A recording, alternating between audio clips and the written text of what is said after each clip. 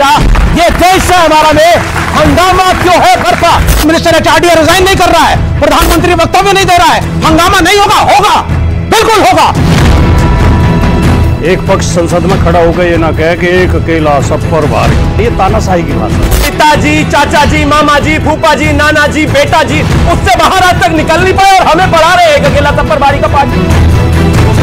बाबा साहब अम्बेडकर ने एक secular democratic संविधान दिया। क्या अम्बेडकर ने सेकुलर शब्द डाला था अपने संविधान के अंदर? इस देश के युवाओं को बताइए, नहीं डाला था बाबा साहब ने सेकुलर शब्द। इंदिरा गांधी ने डाला, इमरजेंसी लगाकर सारे विपक्षी नेताओं को जेल में डाल।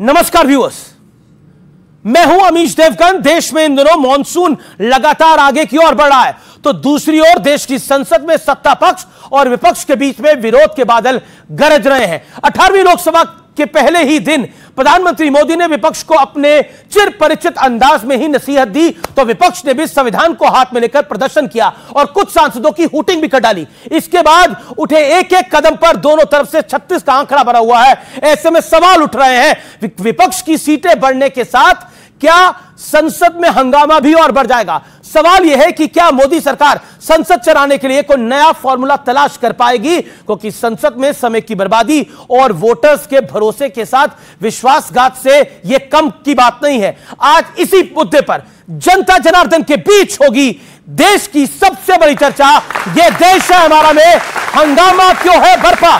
स्वागत है आपका यह देश है हमारा के आज के एडिशन में। हम मानते हैं कि नेहरू जी और मोदी जी की बराबरी नहीं होती। संविधान, सेंगोल और आपातकाल पर बवाल के बाद अब बारी आई नीट पर हंगामे की। हिंदुस्तान के जो स्टूडेंट्स हैं उनको हम जॉइंट मैसेज देना चाहते थे और इसीलिए हमने सोचा था कि आज स्टूडेंट्स की रिस्पेक्ट करने के लिए हम नीट पर डिस्कशन करें। विद्यार्थियों को आश्वस्त करना चाहता हूं, देशवासियों को आश्वस्त करना चाहता हूं, कड़ी से कड़ी कार्रवाई हम करने वाले हैं। वो सारे कार्यक्रम शुरू हो गई है, सीबीआई की गाज गिरने वाला है। जो भी लोग हैं उसकी तह तक हम किसी को भी नहीं छोड़ेंगे। इस हंगामे के बीच बीजेपी सांसद सुधांशु त्रिवेदी ने नीट पर जवाब भी दिया और विपक्ष पर जबरदस्त हमला भी किया। ये 44, 52, 99 अरे मंजिल समझ के बैठ गए जिस पे चंद लोग। हम मानते हैं कि नेहरू जी और मोदी जी की बराबरी नहीं हो सकती। सर्वसम्मति से प्रधानमंत्री के कैंडिडेट बनने वाले मोदी जी और 0 वोट पाकर प्रधानमंत्री के कैंडिडेट बनने वाले हमारे नेहरू जी। हंगामा इतना जोरदार था कि राज्यसभा में नेता प्रतिपक्ष मल्लिकार्जुन खड़गे खुद वेल तक पहुंच गए। मैं पीड़ित हूँ, मैं अचंभित हूँ। भारतीय संसदीय परंपरा इतनी गिर जाएगी कि प्रतिपक्ष के नेता वेल में आएंगे। तो आज संसद में जारी जोरदार टकराव पर जनता के बीच होगी देश की सबसे बड़ी बहस। 18वीं लोकसभा, 36 का आंकड़ा। तो आज की चर्चा के बड़े मुद्दे क्या है? 4 बड़े मुद्दे हैं। पहला मुद्दा है विपक्ष की संख्या बढ़ने से क्या संसद चलेगी या थम जाएगी। दूसरा बड़ा मुद्दा है संविधान बचाने के नाम पर हंगामे से किसे नफा और किसे नुकसान होगा। 10 साल बाद एलओपी बनने से संसद के अंदर और बाहर क्या बदल जाएगा। और चौथा बड़ा मुद्दा, संसद में अहम बिल पास कराने के लिए सरकार और विपक्ष के बीच में अब टकराव और ज्यादा बढ़ेगा और ज्यादा भीषण होगा यह रण। यह महत्वपूर्ण है। मेरे युवा मित्र हैं, उनके लिए जोरदार तालियां एक बार फिर से। मेरे साथ शिवम त्यागी है, भारतीय जनता पार्टी के नेता प्रवक्ता, उनका अभिनंदन है। शांतनु गुप्ता है मेरे साथ, राजनीतिक विश्लेषक, जोरदार तालियों के साथ उनका अभिनंदन है। राजकुमार भाटी है, समाजवादी पार्टी के नेता प्रवक्ता, जोरदार तालियों के साथ अभिनंदन करिए। मेरे साथ प्रोफेसर अनवर पाशा है, प्रवक्ता आरजेडी के, उनका अभिनंदन है। विवेक श्रीवास्तव है, नेता लेफ्ट के, उनका अभिनंदन है। तो शुरुआत प्रोफेसर साहब आप ही से करते हैं, क्योंकि लोकतंत्र की दुहाई है और बार बार कहा जाता है कि लोकतंत्र समाप्त हो रहा है, संविधान को बचाना है। ऐसा नरेंद्र मोदी ने बीते 10 साल के अंदर, और बड़ी बात यह है कि बीते 23 साल से वो कोई ना कोई सरकार को हेड कर रहे हैं, चाहे वो गुजरात हो, चाहे वो केंद्र की सरकार हो। नरेंद्र मोदी ने कौन से संवैधानिक कार्य नहीं किए हैं। अमीश जी, पिछले इस इलेक्शन में जो अभी लोकसभा का इलेक्शन संपन्न हुआ, जो सरकार बनी है अभी, उसके नतीजे को अगर आप सामने रख के देखें तो ये बात बिल्कुल साफ हो जाती है कि जनता ने लोकतंत्र के पक्ष में वोट डाला है। और इसलिए लोकतंत्र को बचाने का काम जनता ने इसलिए किया है कि पिछले 10 वर्षों में केंद्र में जो सरकार थी, भारतीय जनता पार्टी की सरकार, बल्कि उस वक्त तो मैं ये नहीं कहूं कि एनडीए की सरकार थी, वो मोदी जी की सरकार थी। और मोदी जी की सरकार जिस तरह के रास्ते पर चल पड़ी थी, अलोकतांत्रिक तरीके जिस तरह से अपना रही थी, उस अलोकतांत्रिक तरीके से जनता त्राहित थी, आहत थी। एक इंटरवेंशन है अलोकतांत्रिक, जैसे क्या? फॉर एग्जांपल देके समझा दीजिए, आसान हो जाएगा हमारे व्यूअर्स के लिए, हमारे दर्शकों। संविधान, ये पहली बार ऐसा हुआ, देश की जो राजनीति है उसमें पहली बार ऐसा हुआ संसद में कि एक बार एक साथ 150 सांसदों को सस्पेंड कर दिया गया। बिल्कुल मनमाने तरीके से सारे फैसले लिए जाते रहे। यह बताया जा रहा था कि देश में कोई है ही नहीं, कोई विपक्ष नहीं है। जनता को भी इग्नोर करके किसान जिस तरह से बैठे रहे, किसानों ने जिस तरह से बॉर्डर पे अपने 700 किसानों ने जान की आहुति दी, 1 साल से ज्यादा अरसे तक बैठे रहे, मोदी जी ने बिल्कुल उनको नोटिस नहीं लिया। 700 किसान जो मरे वहां, उनको आज तक मोदी जी ने श्रद्धांजलि नहीं पेश की। ये तमाम चीजें क्या बताती हैं? यानी हम तानाशाह हैं, हम जैसे चाहेंगे इस देश को रूल करेंगे, संविधान की कोई परवाह हम नहीं करेंगे।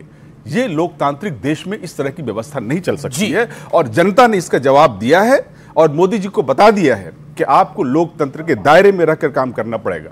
आप जिस तरह से तानाशाही रहोगे, काम मोदी को ही करना पड़ेगा, लोकतंत्र के दायरे में रहकर करना पड़ेगा। हम भी करेंगे, जनता ने हमें मैंडेट दिया है तो ठीक है, हम लगाम लगाएं। जब लगाम, आपको लगाम लगाने का काम दिया है, उनको चलाने का काम दिया है, ये बात तो स्पष्ट है, ये तो आपने खुद ही बोली।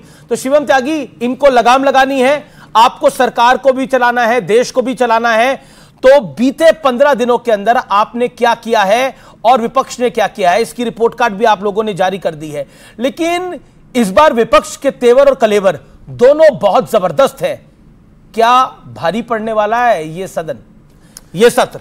आरजेडी के मेरे मित्र ने कहा कि इस बार जनता ने जो है लोकतंत्र को बचाने के लिए वोट दिया है, यानी कि भारतीय जनता पार्टी को जो उन्होंने वोट दिया है वो लोकतंत्र को बचाने के लिए ही वोट दिया है। अगर कांग्रेस को दे दे तो लोकतंत्र खत्म कर देते हैं हमेशा की तरह। बहुत बहुत धन्यवाद आपका, ये तय कर दिया इस देश की जनता ने इस बार भी। यह अपने आप में बहुत अविस्मरणीय है। 1962 के बाद 64 साल बाद फिर से इस देश में कोई एक ऐसी सरकार आई है जिसने लगातार तीसरी बार आदरणीय प्रधानमंत्री जी को फिर से प्रधानमंत्री बनाया। यह हमारे लिए गौरव की बात है। हमने 15 दिन के लिए तो कहा ही, लेकिन आपने जो विषय खास तौर पर रखा टसल, मैं ऐसा मानता हूं कि जनता ने कुछ सांसद अगर इनके ज्यादा जिताकर भेजे तो वो शायद इसलिए भेजे, कुछ नहीं, काफी ज्यादा जिता, तो वो शायद इसलिए भेजे कि बहुत ज्यादा शोर नहीं चाहिए, उनको डिस्कशन चाहिए, डिस्कोर्स चाहिए। जैसे यहां पर अभी आपने 5 पैनलिस्ट रखे हैं, आपको अगर डिस्कशन को और वाइड करना होता तो 7-8 रख लेते आप। उसका विषय यह नहीं होता कि हम आपस में लट्ठम लट्ठा करने लग जाते हैं, लड़ने लग जाते हैं। उसका एजेंडा यह होता कि डिस्कशन और वाइड हो जाता। लेकिन शायद ये उसका मतलब समझते नहीं है। संख्या चाहे इनकी कुछ भी रही हो, लगातार कहीं ना कहीं अवरोध उत्पन्न करना, महिला मार्शल को पीट देना, शीशे को फोड़ देना, लगातार हंगामा करना, डिस्कशंस पे वॉकआउट करना, उसी तरह का रवैया इनका रहा है। हमें पूरी उम्मीद है इस बार कि जब संसद चलेगी तो कहीं ना कहीं डिस्कोर्स भी होगा, डिस्कशन भी होगा, जनता के मुद्दों पर बात भी होगी। और मैं मानता हूं कि हम जैसे डिस्कशंस पहले देखा करते थे, शायद उस तरह के डिस्कशंस हो।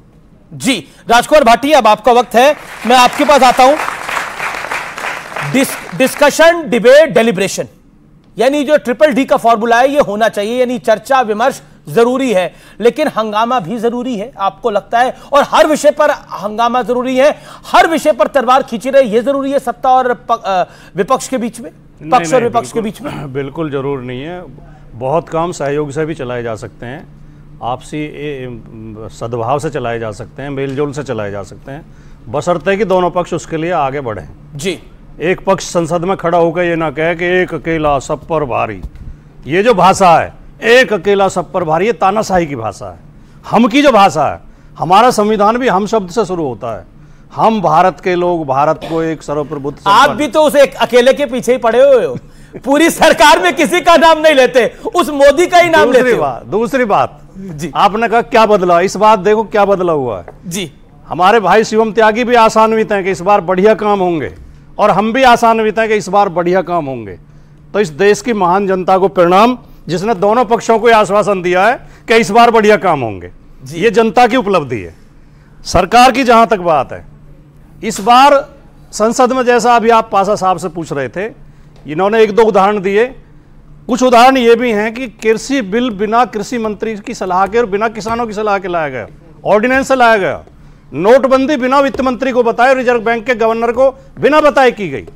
अग्निवीर योजना बिना रक्षा मंत्री की जानकारी के आई। जब इस तरह के फैसले लिए जा रहे थे तो उसे तानाशाही कहते हैं। इस बार ऐसा नहीं हो पाएगा। इस बार कोई ये दावा नहीं कर पाएगा कि मैं, इस बार सरकार, जो आपने एक बात और कही कि 23 साल से हैं सरकार में, लेकिन इस बार परिवर्तन ये है कि पहले बीजेपी की पूर्ण बहुमत की सरकारें नहीं है, चाहे गुजरात हो और चाहे केंद्र हो। इस बार वो बैसाखियों पर टिकी हुई सरकार है, और बैसाखी भी वो दो हैं। पूरे चुनाव जो मोदी जी के बीजेपी का कोर जो मुद्दे हैं उन पे उनकी असहमति है जी, चाहे वो अग्निवीर हो, चाहे वो सीए हो, चाहे वो ये मुस्लिम आरक्षण वाला मसला हो, चाहे दूसरे मसले हो, उन पे उनकी ठीक है। शांतनु गुप्ता, क्या आपको लगता है, आखिरी बात ये बोलते हुए जी जी जी कि ये जो, हाँ, आपने एक चीज और पूछी थी कि इन 15 दिन की क्या उपलब्धि। इन 15 दिन में लीक की सरकार सिद्ध हुई है। ये पेपर लीक हुए, नीट का पेपर लीक हुआ, नेट का पेपर लीक हुआ, यूपी पुलिस का भर्ती का लीक हुआ, समीक्षा अधिकारी का लीक हुआ, और तो और राम मंदिर की छत भी लीक हो रही है, उसमें भी पानी टपक रहा है, अयोध्या की सड़कें धंस रही हैं। इससे सिद्ध होता है कि इन्होंने राम को भी नहीं बख्शा, ठीक है, उसके निर्माण में भी घपला है। जी जी, मैं रुक करता हूं। क्या आपको लगता है ये जो बैसाखी की सरकार, बार बार विपक्ष कह रहा है तानाशाह, नरेंद्र मोदी को कोई पहली बार नहीं बोला जा रहा, अरसे से बोला जा रहा है, और संविधान बचाने की ये लड़ाई है, क्या आपको लगता है कि इस बार, क्योंकि विपक्ष जो है वो थोड़ा मजबूती के साथ आया है सदन के अंदर, तो क्या आपको लगता है इस बार और मुश्किल होगा सदन चलाना? मुझे इस बात की खुशी है कि भारत में तीसरी बार लोकतंत्र फिर से स्थापित हुआ है, तीन बार की सरकार के बाद, और फिर से एक पूर्ण बहुमत की एनडीए सरकार बनी है। क्योंकि देखिए, पिछले 40 साल में जब राजीव गांधी को 414 सीट मिली थी, उससे 2014 तक अमीश भाई किसी को पूर्ण बहुमत नहीं मिला। ना तो किसी अलायंस को, पीपल्स अलायंस को पूर्ण बहुमत मिला, ना किसी पार्टी को पूर्ण बहुमत मिला। जब पूर्ण बहुमत की सरकार होती है तो एक सुचारू रूप से चलती है। मोया मित्रा जी को मैं सुन रहा था, उन्होंने ओम बिरला की फिर वो नकल बना रही थी। ये मुझे फिर लगता है कि इस तरह से पार्लियामेंट चलेगी क्या? वो हमने पहले देखा था राजदीप धनखड़ जी की कोई नकल बनाता था, मिमिक्री बनाता था। अभी इतनी शालीनता तो रखनी पड़ेगी कि पद में कौन है, क्या आपके थोड़े से संख्या का ज्यादा आ गई, आप ऐसे इतराने लगे। देखिए, तीसरी बार प्रधानमंत्री मोदी प्रधानमंत्री बन चुके हैं।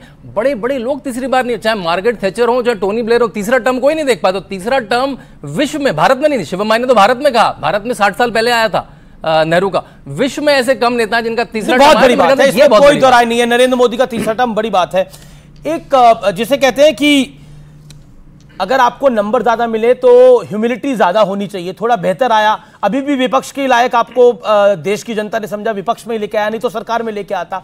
लेकिन ह्यूमिलिटी आने की बात जो होनी चाहिए थी, उसमें ऐसा लग रहा है कि अब, जैसा बीजेपी आरोप लगा रही है कि अक्खड़पन आ गया है, कि अब हमारी सुननी पड़ेगी, हमारी नहीं सुनोगे तो तुम तानाशाह, हमारी नहीं सुनोगे तो तुम संविधान बदलने जा रहे हो। यह नैरेटिव बिल्ड करने का विपक्ष ने प्रयास किया कि बीजेपी आएगी संविधान बदलेगी, मोदी आएगा तो संविधान बदलेगा। 10 साल से मोदी है जी, कौन सा संविधान बदल गया? संविधान तो एक ही बार ही रोका गया इस देश के अंदर, जो इंदिरा गांधी ने रोका था।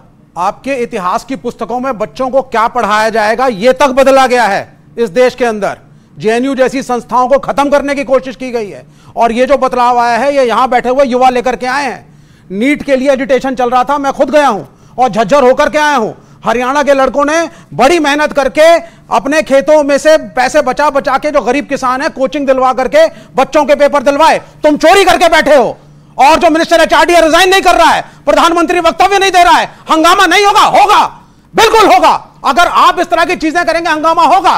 फिर हमने हल्ला मचाया, डर के मारे नेट की परीक्षा इन्होंने रोक दी। एक साल तक लड़के बैठ करके अपने इम्तिहानों की तैयारी करते हैं कि पीएचडी में दाखिला हो जाए, कोई टीचिंग असाइनमेंट मिल जाए, घर में नौकरी मिल जाए। तो क्या हंगामा ना मचाएं? बिल्कुल मचाएंगे। आप मुझे एक बात बताइए, इस देश की प्रथा रही है, अभी स्पीकर के वाला इशू हुआ था, स्पीकर वाले इशू पे देश की प्रथा है कि आप अपोजिशन के नेताओं को फोन करिए, बुलाइए, मीटिंग करिए, आश्वासन दीजिए, और मिलजुल करके। राजनाथ जी ने किया फोन? राजनाथ जी ने नहीं किया था, कांग्रेस का आया था ये वक्तव्य कि हम वेट करते रहे। कांग्रेस ने माना, राहुल गांधी ने माना, राजनाथ जी ने कहा कि 10 मिनट पहले दोपहर के हमने जल्दीबाजी में फिर एक कैंडिडेट का नाम हमने दिया। तो डिप्टी स्पीकर का पोस्ट हमेशा अपोजिशन को जाना चाहिए। तो तेलंगाना में तो नहीं हुआ ऐसा। अगर नहीं वो नहीं हुआ तो नहीं हुआ, तो उसको प्रधानमंत्री नहीं सुनिए रोल मॉडल। ये कब तक सरकार अपनी कुरीतियों को पुराने किसी विपक्ष के एग्जाम्पल पुराने के लिए सर नहीं की बात है। तेलंगाना की सरकार तो 1 साल को फॉलो करना चाहते हैं तेलंगाना को। ओके शिवम त्यागी। देश में 1952, 1957, 1962, 1967, 1969, 1972 तेलंगाना, हिमाचल, कर्नाटका, तमिलनाडु इनकी सरकार रही। एक भी जगह डिप्टी स्पीकर जो है विपक्ष का नहीं बना। क्यों नहीं बना भाई? क्यों नहीं बना भाई? लोकसभा 52-57 लोकसभा ही है। कब तक गुमराह करोगे? ये इनको 52-57 क्या था? मिनिस्टर एचआरडी कब रिजाइन कर रहा है? मिनिस्टर एचआरडी कब रिजाइन कर रहा है? पहले वो भी मिनिस्टर एचआरडी पर पहुंच गए। अभी स्पीकर तो किए बीच में नहीं एचआरडी मिनिस्टर का है। इसको पब्लिक को तय करने दीजिए। वो अपनी बात 40 सेकंड रख ले फिर आप। 1952 में लोकसभा, 57 में लोकसभा, 62 में लोकसभा, 67 में लोकसभा, 69 में लोकसभा, 72 में लोकसभा, किसी भी लोकसभा में डिप्टी स्पीकर ऑपोजिशन का नहीं हुआ। लेकिन इनका हुआ तो हुआ। Thank you. अब आ गया था जी जी अब आ गया था। इन्होंने कहा कि इतिहास बदला जा रहा है। तो क्या रोमेला थापर का इतिहास पढ़ा है क्या, जिसमें लिखा जा रहा था कि भगत सिंह आतंकवादी है? नहीं पढ़ा ना वो इतिहास, बिल्कुल नहीं पढ़ा ना वो इतिहास। भगत सिंह कम्युनिस्ट था, ये भी पढ़ाइए। अब इनको सर मेरा निवेदन स्वीकार करिए। पहले वो 40 सेकंड बोल रहे, फिर आप 40 सेकंड म्यूजिक देना तो हाथ में गिटार ले लो, मैं गा थोड़ी रहा हूं। रुको भाई जरा। Thank you. अब इसके अलावा एक और चीज, अलग अलग जगहों पर बातें कही गई। एक इन्होंने कहा कि वो एक अकेला सब पर भारी पर बड़ी दिक्कत है इनको। इनकी पार्टी ने 5 यादवों को टिकट दिया है सांसदों का।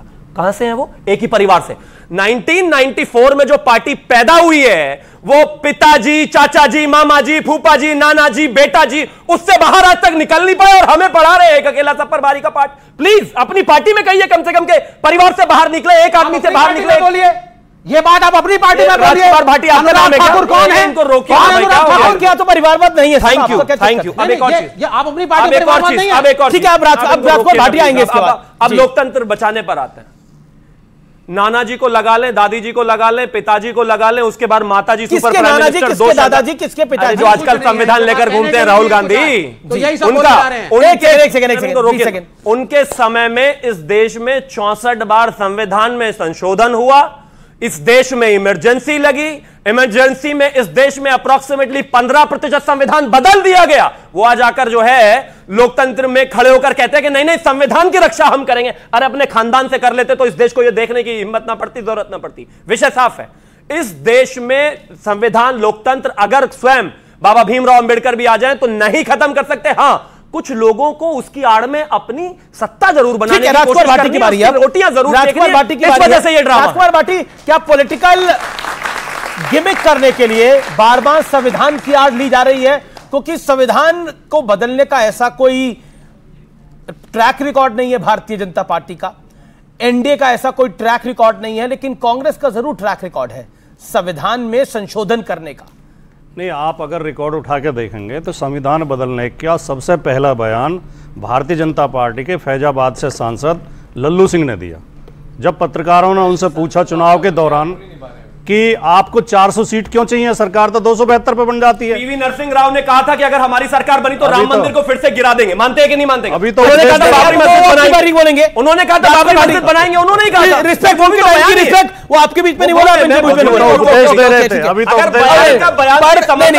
एक सेकंड शिवम त्यागी, मेरा निवेदन स्वीकार करें, आपकी बारी। बोलिए। इनके ज्ञान का स्तर यह है कि जब राम मंदिर का निर्माण हुआ पीवी नरसिंह राव इस दुनिया में थे ही नहीं, और कह रहे हैं उन्होंने बयान दिया था। उन्होंने कहा ज्ञान का स्तर यह है, उन्होंने कहा कैसे कह देंगे जब वो थे नहीं। मस्जिद के समय में 1992 में जब उन्होंने ये कहा था कि हम बाबरी मस्जिद फिर से बनवाएंगे, अब बाबरी मस्जिद तामीर करने की बात थी, राम मंदिर, दोनों बातों में बाहरी अंतर है, जमीन आसमान। बाबरी मस्जिद में कोई अंतर नहीं, इनमें जमीन आसमान बिल्कुल नहीं। बाबरी मस्जिद तामीर करने की बात मुलायम सिंह यादव जी का भी बयान है। इस तरह डिबेट, अच्छा मुलायम सिंह यादव जी का, मेरा कार्यक्रम ऐसे नहीं चलता, मेरा निवेदन है एक एक करके सब बोलिए आप राजकुमार भाटी। बाबरी मस्जिद को गिराना एक आपराधिक कृत्य था, डंके की चोट पे कहेंगे, हमेशा कहेंगे, वो भारतीय कानून के प्रति अपराध था, और उस अपराध में कल्याण सिंह को सुप्रीम कोर्ट ने सजा भी दी थी।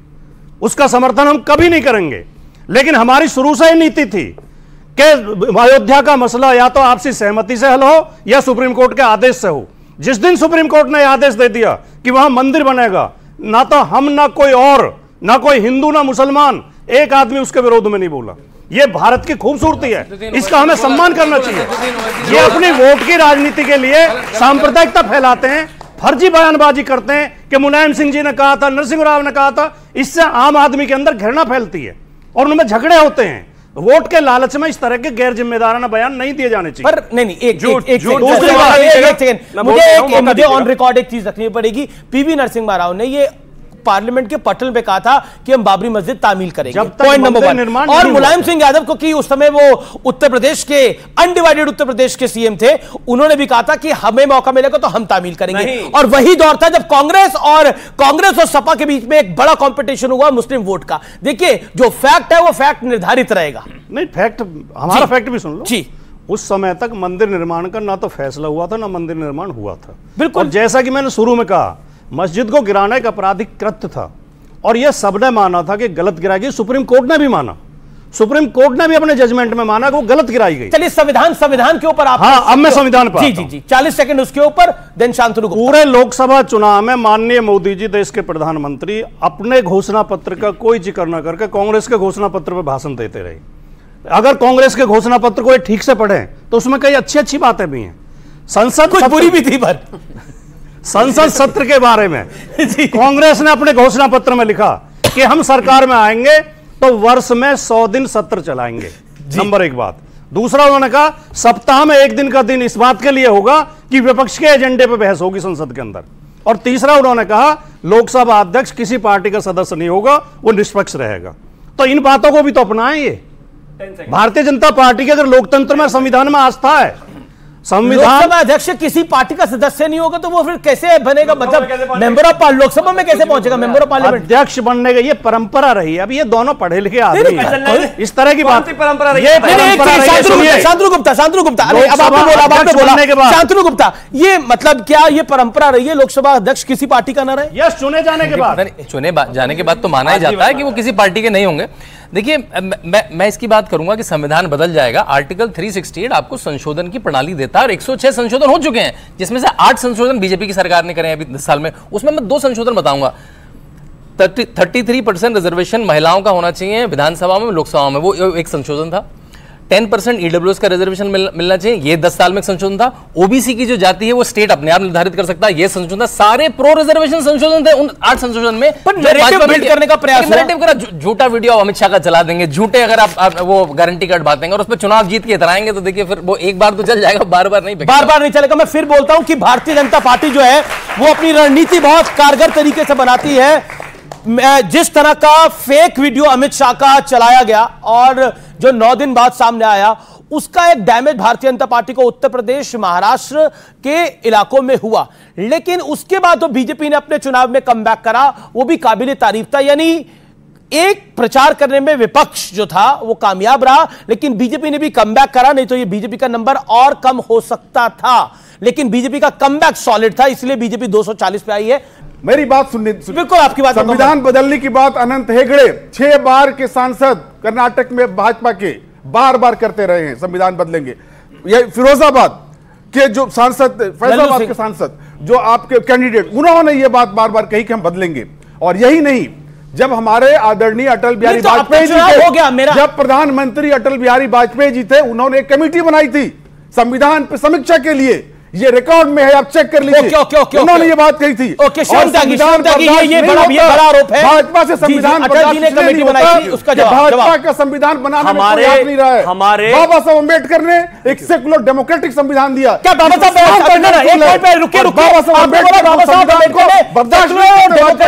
बाबा साहब अम्बेडकर ने सेकुलर शब्द डाला था अपने संविधान के अंदर? इस देश के युवाओं को बताइए, क्या बाबा साहब ने सेकुलर शब्द डाला था जिसका जवाब है नहीं डाला था बाबा साहब ने सेकुलर शब्द। इंदिरा गांधी ने डाला, इमरजेंसी लगाकर सारे विपक्षी नेताओं को जेल में डालकर। ये सत्य है। नहीं, बाबा साहब अम्बेडकर ने सेकुलर शब्द डाला था। बाबा साहब अम्बेडकर ने सेकुलर शब्द डाला था। अच्छा, एक चीज बताइए, जब इन लोगों ने इमरजेंसी देश में लगाकर संविधान में सेक्युलर और सोशलिस्ट शब्द डाला, उससे पहले का देश सेक्युलर नहीं था क्या? इस देश में हिंदू मुसलमान साथ में नहीं रहते थे क्या? इस देश में दलित साथ में नहीं रहते थे क्या? सब साथ में रहते थे। सिर्फ डाल लेने पर ये देश सेक्युलर हो गया क्या? कैसी बेकार की बातें हैं ये। और सुनिए और सुनिए प्लीज। आप इनको रोक, अभी तो कह रहे थे ना मुझे देखिए आपने इंटरफेयर किया था मेरे बात में। मैं उनको मैंने रोका था, उनको मैंने रोका, मैं आपको मौका दूंगा। आपको रोका था मैंने, इनको भी रोका। आप तो देख रहे हैं ना, इन्होंने कहा कि हमारे कुछ सांसदों ने, जो कि पार्टी ने नहीं कहा, कुछ सांसदों ने कहा कि संविधान बदलेंगे। इन लोगों ने बदल दिया, कहा नहीं, बदल दिया। प्रीएम्बल ऑफ कॉन्स्टिट्यूशन बदल दिया, 15% संविधान इमरजेंसी लगाकर बदल दिया। कर्नाटक में 4% आरक्षण मुसलमानों को देने के लिए संविधान बदल दिया। इसके अलावा तेलंगाना में 4% आरक्षण जो दिया मुसलमानों के लिए, उसके लिए संविधान बदल दिया। ये बदल देने वाले गलत नहीं है, हम बोलने वाले गलत हो गए। इमरजेंसी के बारे में जो बात आप कर रहे हैं, ये फटा हुआ ढोल है। ये 45-50 साल पुराना फटा हुआ ढोल है। फट गया ढोल। बताइए आप इस जनता मतलब 50 साल का फटा हुआ वही हो जाता है जो संविधान के दुर्गत आपने संविधान के 10 वर्षों में किया है, ये जवाब दीजिए। जनता वो जवाब पूछती है। अगर आप भूतकाल में जाकर के बात करेंगे तो आपको यह भी जवाब देना पड़ेगा कि 1942 में जब स्वतंत्रता का आंदोलन चल रहा था, भारत छोड़ो आंदोलन चल रहा था, आप ब्रिटिश गवर्नमेंट की हमायत में खड़े थे। अच्छा सर, आपने बोला जवाब जनता मांगेगी। गांधी जी गांधी जी के हत्या गॉडसे से क्या रिश्ता रहा है, ये भी जनता जानना चाहिए। एक सवाल ये भी जनता को बताइए। आप एक तरफा नहीं होगा, ये भी जनता को बताइए। आपने बोला कि ये जो इमरजेंसी का जो काला दौर था, ये फटा हुआ ढोल है। 45-50 साल से ये फटा हुआ ढोल चल रहा है, आपने ये बोला। मैं ये जानना चाह रहा हूं, लालू यादव जी जो आपकी पार्टी के बहुत वरिष्ठ नेता हैं, मतलब सर्वोच्च नेता है, उनकी सुपुत्री जो सांसद बनी है अभी, मीसा, उनका नाम मीसा क्यों रखा गया? मीसा भारती नाम है। मीसा क्यों नाम रखा गया था? देखिए ऐसा है अमीश जी कि इमरजेंसी को मैंने इसलिए फटा हुआ ढोल कहा कि इमरजेंसी आपातकाल। मैं बिल्कुल आपकी बात समझ गया। मैं पूछ रहा हूं लालू जी की बेटी का नाम मीसा भारती क्यों? मीसा क्यों आ रहा हूं? जब लालू जी जेल में थे तब उनकी पैदाइश जेल में क्यों थे? इसलिए उनका नाम रखा गया था। जेल में क्यों? इमरजेंसी गलत थी। हम ये कहते हैं डंके की चोट पर हमने लड़ाई की थी उसके खिलाफ, हम लड़े थे उनके खिलाफ, हम उनके खिलाफ लड़े थे।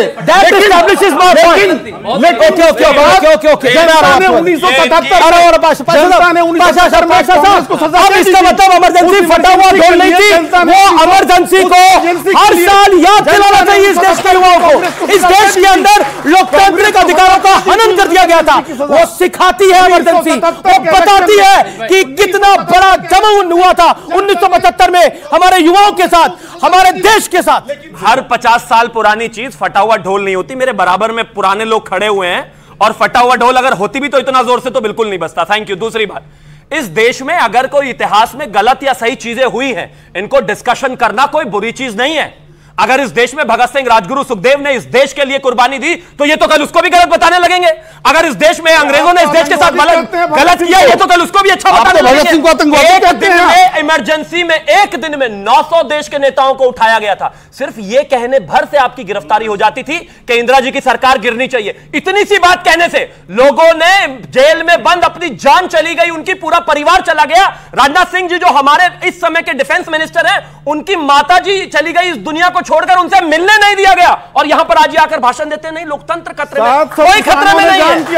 ये खड़े होकर कितना कह रहे हैं देश की सरकार को इनको किसी ने जेल में डाला गया, वो तो रुक ही नहीं रहे। देखिए विषय साफ है। ओके राजकुमार भाटी, क्या आपको लगता है कि ये जो इमरजेंसी है, ये भूले बिसरे गीत हैं, सदन में जो हंगामा है वो तो हमारा अधिकार है, लेकिन सदन में डेलिब्रेशन, डिस्कशन भी तो अधिकार है विपक्ष का। ऐसा तो नहीं है कि डिस्कशन अधिकार नहीं है। अगर आप अभी क्योंकि स्पीकर की बात हो रही थी, तो टीएमसी ने एक बात बोली कि कांग्रेस ने हमसे चर्चा नहीं करी लेकिन वन साइडेड फैसला ले लिया। तो यानी डेलिब्रेशन तो इंडिया अलायंस पे भी नहीं है ना, और आम आदमी पार्टी तो अलग ही चल रही है। मतलब कांग्रेस और आम आदमी पार्टी तो अलग हो ही गए हैं। यानी आपका कुनबा भी जो जिसकी जितने संख्या आई, उसके बाद धीरे धीरे अलग थलग हो ही रहा है। नहीं, मैं निसंकोच ये स्वीकार करता हूं कि 1975 में कांग्रेस सरकार द्वारा इमरजेंसी लगाना भारत के इतिहास पर एक कलंक की तरह है, और वो लोकतंत्र और संविधान का स्थगन था। लेकिन वो हमें बहुत शिक्षा भी देता है। 1975 में कांग्रेस ने इमरजेंसी लगाई थी, जब 77 में चुनाव हुए तो पूरे देश में कांग्रेस का सफाया हो गया और इंदिरा गांधी खुद चुनाव हार गई। तो ये इस बात का सबूत, और उस समय पूरा देश इमरजेंसी के खिलाफ खड़ा था। अब जो 10 साल से इमरजेंसी इस देश में अघोषित लगी हुई है, उसके खिलाफ भी ये देश खड़ा हुआ है और विपक्ष खड़ा हुआ है, विपक्ष का फर्ज बनता है। दूसरी बात, संविधान का सवाल आपने बहुत महत्वपूर्ण पूछा। संविधान बदल देंगे, ये जनता में भ्रम इसलिए पैदा होता है क्योंकि भारतीय जनता पार्टी और आरएसएस की कभी संविधान के प्रति आस्था नहीं रही। जब 26 नवंबर 1949 को हमारा संविधान सभा में स्वीकृत किया गया, तो उस समय के आरएसएस के प्रमुख गुरु गोलवलकर जी ने, इनका जो अखबार निकलता ऑर्गेनाइजर, उसमें बाकायदा लेख लिख के कहा कि ये संविधान कटिंग पेस्टिंग का संविधान है, हमें स्वीकार नहीं है, हमारा संविधान मनुस्मृति पर आधारित होना चाहिए। और ये समय समय पर हिंदू राष्ट्र बनाने का नारा देते रहते हैं। हिंदू राष्ट्र तब बनेगा जब ये संविधान बदला जाएगा। जब तक बाबा साहब, जब तक बाबा, मेरा काउंटर सवाल है, 2/3 बहुमत चाहिए, तो बीजेपी फुल मेजोरिटी की सरकार 2/3 चाहिए। बीजेपी तो 2/3 थी, 303 था बीजेपी का नंबर, 2/3 कहां से होगा? 543 में से 303 2/3 पर अलायंसेस के साथ तो हो ही जाता है ना। अलायंस सहयोग नहीं करेंगे, उसमें इन्हें 370 चाहिए थी। और ये कहते हैं, बार बार कहते हैं, और ये जो संविधान, बाबा साहब का संविधान जब तक जिंदा है, ये देश ना तो मुस्लिम राष्ट्र बन सकता है, ना हिंदू राष्ट्र बन सकता है, ना सिख राष्ट्र बन सकता है। ये लोकतांत्रिक राष्ट्र है। बार बार ये कहा जाता है कि बार बार एक ही बात कही जाती है कि देखिए 2/3 बहुमत नहीं था, लेकिन जो फैक्ट है, फैक्ट ऑफ द मैटर मुझे रखना पड़ेगा। बीजेपी की अपनी 303 सीटें थी और अलायंस के साथ बीजेपी 360 के करीब प्लस थी। जगनमोहन रेड्डी और बीजू जनता दल को अगर हम मिला लें तो बीजेपी 300, अब बीजेपी का अलायंस 375-80 के भी पार था। हमने धारा 370 में जब पास हुई तब ये देखा है, हमने ऐसा कई बड़े मुद्दों पर देखा है जब उन सब दलों ने समर्थन करा भारतीय जनता पार्टी के कोर एजेंडे का। पॉइंट यह है कि मोदी ने तब नहीं बदला तो मोदी अब क्यों बदलेगा? लेकिन ये एक नैरेटिव है। और शिवम त्यागी, देखिए जो नैरेटिव होता है उसके साथ झगड़ा आपको करना पड़ता है, उससे निपटना पड़ता है। विपक्ष ये एक नैरेटिव बनाने में कामयाब रहा कुछ हद तक कि आप संविधान बदलने के लिए आ रहे हो, लेकिन आपकी ऐसी कोई मंशा नहीं थी। प्रधानमंत्री मोदी ने मेरे इंटरव्यू में इस बात को बड़ी क्लैरिटी के साथ रखा और पब्लिक रैलीज में भी रखा। लेकिन क्या आपको लगता है कि विपक्ष को लग रहा है ऐसा कि एक बार जैसे कोई मीठा चख लेता है तो उसको लगता है कि दूसरी बार भी फायदा मिल ही जाएगा? नहीं ऐसा अमित जी, या फिर इसको दूसरी तरह इस तरीके से ले सकते हैं कि जिस बच्चे का मां बाप को पता हो कि यह आदमी गारंटीड फेल होना है, अगर उसके 33% आ जाए तो भाई साहब पड़ोसियों तक मिठाई बंटती है, तो हंगामा तो इनका जायज है। दूसरी तरफ हमारा पता था कि हम डिस्टिंक्शन लेकर आएंगे, लेकिन कहीं ना कहीं कुछ थोड़ा बहुत रहा, दिक्कत में रही, तो इसी तरीके से हम तो जीत के बाद भी शांत हैं। ये बेचारे 33% तक भी नहीं पहुंचे, उसके बाद हाल देख लीजिए। अब आगे आता हूं, विषय साफ है जहां तक। अरे भाई रुकिए ना प्लीज, अहंकार मतलब तीसरी बार हमने सरकार बना ली, अभी तक कुछ बदला। 63 कम होने के बाद भी इतिहास में कोई कर नहीं पाया नेहरू जी के अलावा ये जो हमने आने वाले 5 सालों में हम दिखाएंगे आपको। लेकिन 64 साल में तीसरी बार सरकार कोई नहीं बनी, अकेले थी, कोई नहीं बनी, नेहरू जी की थी। अब अमीर जी ये देखिए, अब ये तीनों बोलेंगे, आप बोलने नहीं देंगे। बोलते हो नेहरू जी? अच्छा बताइए, तीसरी बार प्रधानमंत्री नेहरू जी के अलावा कौन बना? कौन बना जिसने 5 साल सरकार चलाई? नहीं बना कोई। अरे बना कौन? बना कौन? वो बोल रहे हैं जिनका अपना खुद का आज तक जीवन में एक बार भी प्रधानमंत्री नहीं बना, कुछ भी। Thank you. Nehru ji party की बहुमत से बने। Thank you. वैसे एक सेकंड, दिस रिमाइंड्स मी, वैसे आरजेडी किस बात के लिए सेलिब्रेट कर रही है? क्योंकि उनकी सीटें तो बड़ी कम आई है, मतलब मान लेता हूं मैं। लेफ्ट और आप किस बात की सेलिब्रेशन कर रहे हैं? आपका तो बहुत बुरा हाल हुआ है बिहार के अंदर। अमीश देवगन जी, अमीश जी, आरजेडी को आज भी बिहार में इंटरेस्टिंग व्यूअर्स देखिए, ये लोकतंत्र की खूबसूरती है। मेरे को लगभग आज 22-23 साल हो गए पत्रकारिता करते हुए। अगर हम देखें तो अटल जी की सरकार देखी, डॉक्टर मनमोहन सिंह की सरकार देखी, नरेंद्र मोदी जी की सरकार हमने देखी। तो एक इंटरेस्टिंग एनेक्डोट है, देखिए आम आदमी पार्टी जो पंजाब के अंदर जिसका सुपड़ा साफ हो गया है, मतलब 3 सीटें आई हैं पिछली बारी, और जो 13 सीटें हैं वहां पर, उसमें से 3 सीटें आई हैं। दिल्ली में उनकी अलायंस के बाद, यानी उन्होंने कांग्रेस के साथ एक अलायंस करा, उसके बाद भी उनकी एक सीट नहीं आई है। वो आम आदमी पार्टी भी खुश है। आरजेडी हमारे सामने बैठी हुई है, इनके प्रवक्ता साहब, इनकी पार्टी को भी बड़ा नुकसान हुआ है। बिहार के अंदर इनकी भी कोई खास सीटें नहीं आई हैं, बुरी गत हुई है। जो उधर लेफ्ट पार्टी के हैं, इनका केरल में कांग्रेस ने इनको साफ कर दिया है पूरी तरह से, और बंगाल में ममता दीदी ने इनको साफ कर दिया है। हालांकि बंगाल में बीते 10 साल में 0 ही चल रहा है इनका, लेकिन सेलिब्रेशन मोड ऐसा है कि अब खुद अगर व्यक्ति अच्छे नंबर ना प्राप्त कर पाए लेकिन सामने दोस्त की खुशी में खुश है, ये इस तरह का तरीका है। ये मैं पब्लिक के बीच में बात बोल रहा हूं। आरजेडी की तरफ से करेक्शन, एक मिनट पहले ये एक सीट भी नहीं थी पिछले पार्लियामेंट में, 4 है अभी, हम बड़े हैं। तो 4 के लिए लड़े थे, 4 की खुशी है बीजेपी आ गई और हारा हुआ किसको बता रहे हैं? जिसकी 240 है, 4 वाला 240 को हारा हुआ बता रहे हैं। 3 से आगे 240 ऐसे में तो ऐसे है, still we are marching ahead. नहीं देखिए बात अमीश जी, चलिए आप खुश रहिए भाई, आपकी खुशी में हम सब शामिल हैं। ऐसी कोई बात नहीं है, सब ताली बजा दो भाई। बिहार में वोट शेयर सबसे ज्यादा है, शुक्रिया। मतलब 4 सीटों के लिए ताली बजवा दी और क्या करिए अब उनका। अब देखिए आप ओके रुकिए सर, क्या दो इंडिया अलायंस क्या का पार्ट 2 सीटें बढ़ रही हो तो मैं कर दूं, 2 मिनट दे दूं। इंडिया अलायंस का पार्ट है।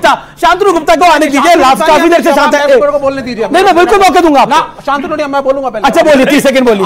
सीटें 0 है, बोल लाइन को 50%। अच्छा नहीं है इनकी 10 0 नहीं है। उस दिन को याद करिए जब इसी मंच पे इसी डिबेट में कहा जाता था वामपंथीकरण हो रहा है कांग्रेस का, और हम डिबेट करते थे इसी मंच पे इसी एंकर के साथ इसी शो के अंदर। बड़ी बात बोल रहे आपके तो वामपंथीकरण हुआ तभी तीसरी बार हार गए। ये बचकानापन मत करिए, थोड़ा मैच्योरिटी सच्चाई है ये। और सुनिए पहले, ये फाइट सीटों की नहीं थी। अच्छा फिर किस ये फाइट आइडियोलॉजी की। हारने आए थे, चुप रहो, एक सेकंड थोड़ा ज्ञान लो फिर। अच्छा ये फाइट बच्चों थी आइडियोलॉजी की। इस देश में जिस तरीके से संविधान का मिसयूज हुआ, जिस तरीके से आर्टिकल 356 लगाया गया, जिस तरीके से सरकारें गिराई गई, मैं एग्जांपल कहना चाहता हूं। इन्होंने अभी कहा था ना कि इमरजेंसी के तुरंत बाद इंदिरा जी हारी थी 1980 में, जब इंदिरा जी का फिर से जीत के आना हुआ, उसके बाद इस देश में सारी गैर कांग्रेसी सरकारों को गिरा दिया। वो कौन सा संविधान था?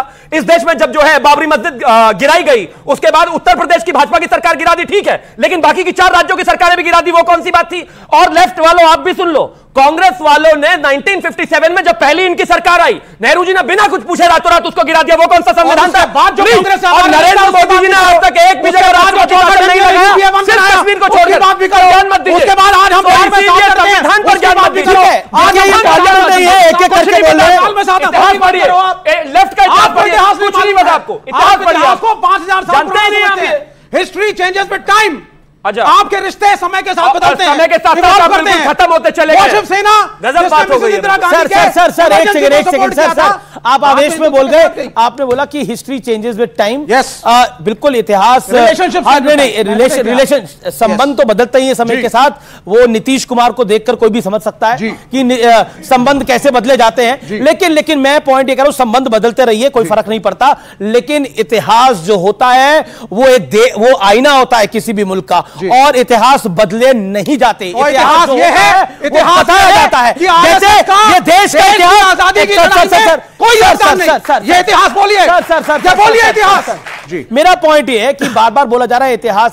देखिए, मैं हमेशा बोलता हूं और इस बात को मुझे कहने में कोई गुरेज नहीं है, और मैं बहुत साफ गोई से बोलता हूं, 1947 से भारत नहीं है, भारत आदिकाल से है। भारत प्रभु राम के समय से है। भारत जो है आदिकाल से है। इसलिए 1947 के बाद 1947 भारत के कालखंड में एक मूवमेंट था जिसमें हमें अंग्रेजों से आजादी मिली। मुगलों ने राज किया जी हमारे देश के ऊपर, 800 साल राज किया, क्या कर लीजिएगा, इतिहास है हमारे देश का।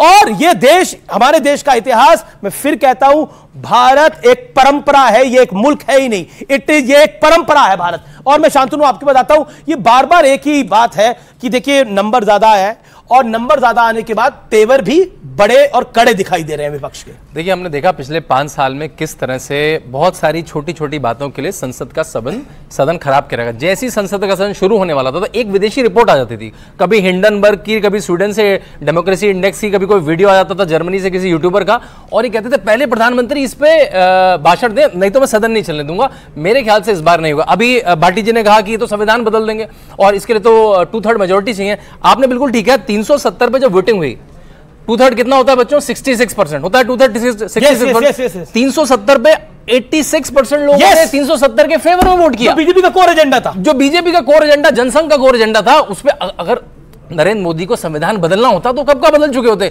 तो इस झूठे नैरेटिव में मत आइएगा, इस झूठे नैरेटिव में मत आइएगा, विदेशी यूट्यूबर्स में मत आइएगा, इस झूठे नैरेटिव में मत आइएगा संविधान बदलने के। और जो विदेशी यूट्यूबर्स हैं उनके झूठे नैरेटिव में ये युवा ना आए। बस ठीक है, मैं कुछ सवाल चाहता हूं कि कुछ सवाल अगर हो पार्लियामेंट सेशन से रिलेटेड वो पूछ ले अपने 2-2 सवाल। आपको सवाल है, क्या सवाल है?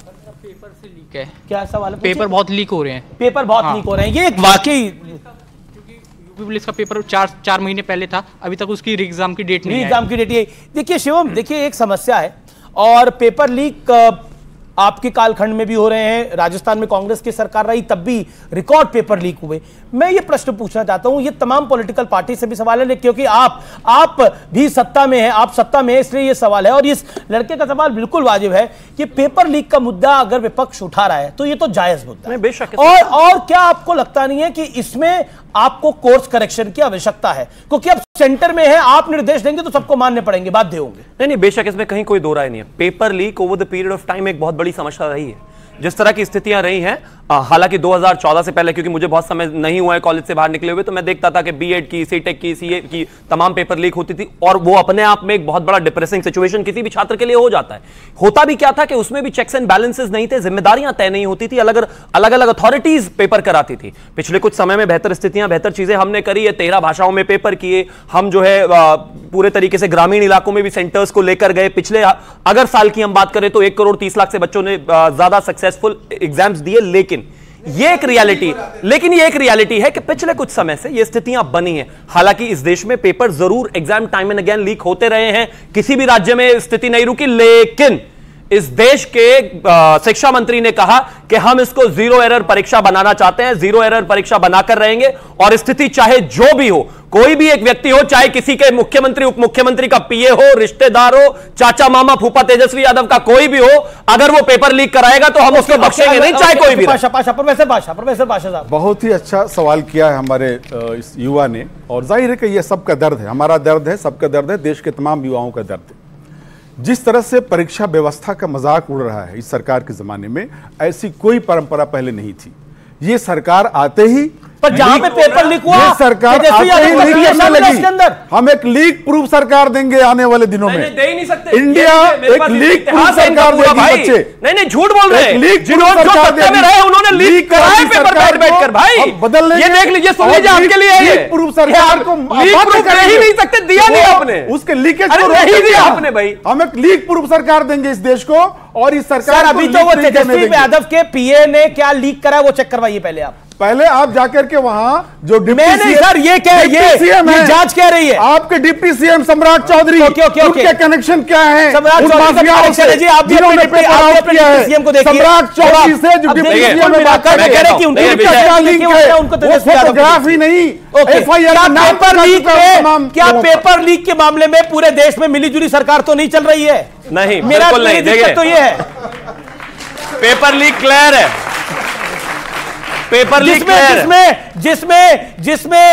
जिसमें जॉनी लीवर और कादर खान, एक फिल्म थी, मुझे फिल्म का नाम ध्यान में नहीं आ रहा, जिसमें कहते हैं मैं तो आपके साथ हूं लेकिन वो होता किसी और के साथ है, कहीं वो तो ना, ये रहा पेपर लीक का पूरा माफिया और उनके साथी समर्थन सारे ये ना इधर है। यहां पर ये देखिए, ये तेजस्वी यादव हैं, ये इनके पीए हैं प्रीतम कुमार के ये दोस्त है सिकंदर यादव, और सिकंदर यादव के बाद अनुराग यादव। ये सिकंदर यादव और अनुराग यादव जो हैं, ये दोनों पेपर लीक के मेन माफिया हैं। प्रीतम सिंह जी जो तेजस्वी यादव के पीए हैं, इन्होंने बाकायदा इनके लिए गेस्ट हाउस बुक कराया, उस गेस्ट हाउस में बुक करके कहा 2 दिन के लिए कि आप यहां गेस्ट हाउस सरकार आपकी है। अगर तेजस्वी यादव के पीए ने गेस्ट हाउस बुक कराया, सरकार आपकी है, विजय सिन्हा डिप्टी सीएम है, मंत्री आपके हैं, तो वो गेस्ट हाउस बुक कैसे हो गया? तो मतलब पेपर फिर बिल्कुल, क्योंकि जान पहचाने अधिकारी है इसलिए हो गया। बीजेपी की सरकारों में जितने भी पेपर लीक हुए हैं या परीक्षाएं रद्द हुई हैं, 1 सप्ताह तक इनके नेता, उत्तर प्रदेश में हुआ तो मुख्यमंत्री जी, केंद्र में हुआ तो प्रधानमंत्री जी, ये लगातार ये कहते रहते हैं कोई गड़बड़ी नहीं हुई है, कोई पेपर लीक नहीं हुआ है,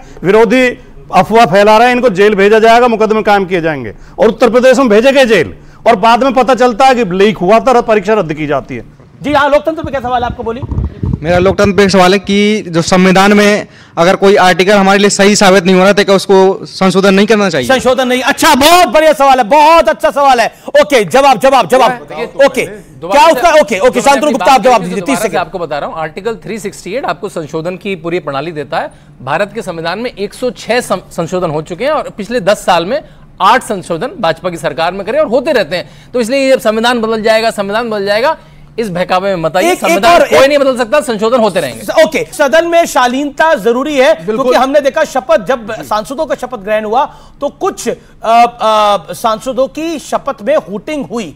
क्या आपको लगता है वो जायज था विवेक बिल्कुल क्या नहीं। आपको लगता है कि वो अवॉइडेबल है? बिल्कुल अवॉइडेबल है। ऐसा लग रहा है कि हूटिंग करने से कुछ बड़ी लाइमलाइट मिल जाएगी। नहीं, ये गलत है, नहीं होना चाहिए। मर्यादा हम सब, और विपक्ष ने करी नहीं, वो जो मैं चाहे विपक्ष में हूं तब भी मैं बोलूंगा hooting is not the way. और जो हमारे बड़े नेता है इसके मेरे ख्याल से कोई इस बात को जस्टिफाई नहीं करेगा। दूसरी, आपने आज एक बहुत अच्छी बात कही, आपने आज बहुत अच्छा कहा, आप सीनियर पत्रकार हैं, कि 1947 में हमें अंग्रेजों से आजादी मिली, but we have a long history to go back. Very nice. लेकिन अमीश भाई, एक ये मैसेज भी हमें मिलकर के देश को देना होगा कि हमारी संस्कृति भी समय के साथ बदलती है। आज मैंने शर्ट पैंट पहनी है, बच्चों ने टी शर्ट पहनी है, हम बर्गर भी खाते हैं, हमारे घरों में पिज्जा भी आता है, और हम कपड़े उस तरह से, भाषा इंग्लिश में भी बोलते हैं, इंग्लिश का चैनल भी है आपका। इस प्रकार से जो हमारे बर्गर खाइए, टी शर्ट पहनिए, इंग्लिश भी बोलिए, संस्कृति चेंज करिए, लेकिन पूर्वज नहीं बदलने चाहिए। अच्छा, एक चीज मैं सिर्फ एक ही चीज कहना चाहता हूं। मैं शिवम त्यागी, मेरे पिता राकेश त्यागी, उनके बाद राम नारायण त्यागी, नत्थु सिंह, छज्जू सिंह, मैं अपने बाप दादा बदल लूंगा क्या? संस्कृति बदल लूंगा? कमाल बात। ये टी शर्ट को बात बता रहे हैं, से सुनिए, मोहम्मद अली को भी संस्कृति is a way of life, जहां आप बिल्कुल इस तरीके से रहते हैं, देश का सम्मान, वो सब ऐसे ही चलेगा। अब ये संस्कृति बता रहे टी शर्ट को, अरे टी शर्ट छोड़ो, आप तो जो पहनना पहन लो भाई, क्या दिक्कत है इसमें? पहनने की आजादी है। ये थोड़ी Anwar Pasha, last word, 10 second, last word. Amish ji, जो संसद में नारे लगे, जो शपथ लेते समय, किसके खिलाफ लगे और किसके हक में लगे, हित में लगे? इन युवाओं के हित में लगे। नहीं, हूटिंग। एजुकेशन मिनिस्टर जब शपथ लेने आए, वो एजुकेशन मिनिस्टर जो नहीं मानने को तैयार थे कि पेपर लीक हुआ है, जबकि गिरफ्तारियां हो चुकी हैं, FIR हो चुके कई राज्यों में, उसके बावजूद एजुकेशन मिनिस्टर मानने को तैयार नहीं है। आज भी नीट के एग्जाम को कैंसिल करने को तैयार नहीं है। समाजवादी पार्टी के नेताओं ने अरुण गोविल तक की तो हूटिंग करी है। समाजवादी पार्टी के नेताओं ने अरुण गोविल तक की तो हूटिंग करी है। प्रदीप जोशी, उनको नहीं हटाया गया, आज उनके खिलाफ समाजवादी पार्टी के सारे जा रहे, तो इवन अरुण गोविल तक की हूटिंग करी है। अब उन्होंने क्या बिगाड़ा था? क्या उनके चरित्र से दिक्कत है? नहीं, वजह है ना, क्योंकि श्री राम का कैरेक्टर उन्होंने प्ले किया है रामायण में, इस वजह से जो है, अगर वो शपथ लेने आते हैं तो ये तो उस पर भी हूटिंग करेंगे। जो राम भक्तों पर गोलियां चलवा सकता है वो, पर अयोध्या तो आप हार गए। नहीं, बिल्कुल, हम फैजाबाद हारे, अयोध्या नहीं हारे, हम फैजाबाद हारे। अयोध्या विधानसभा आज भी जीते, सबसे ज्यादा सीट लेकर आए, लेकिन अरे इसके अलावा, लेकिन इस बीच में जिनकी पार्टी की पैदाइशी नास्तिक होने से वो हमें चित्रकूट हारे बता रहे हैं। जब बात है वो हमें चित्रकूट पर ज्ञान दे रहे हैं। मुझे इस कार्यक्रम को यही समाप्त करना पड़ेगा। आप तमाम लोगों का बहुत बहुत शुक्रिया। फिलहाल आज के एडिशन में इतना ही। उम्मीद है कि आगे संसद के सत्र अच्छे से चल पाएंगे। आपने इस कार्यक्रम को देखा, आपका बहुत बहुत धन्यवाद। नमस्कार, गुड नाइट।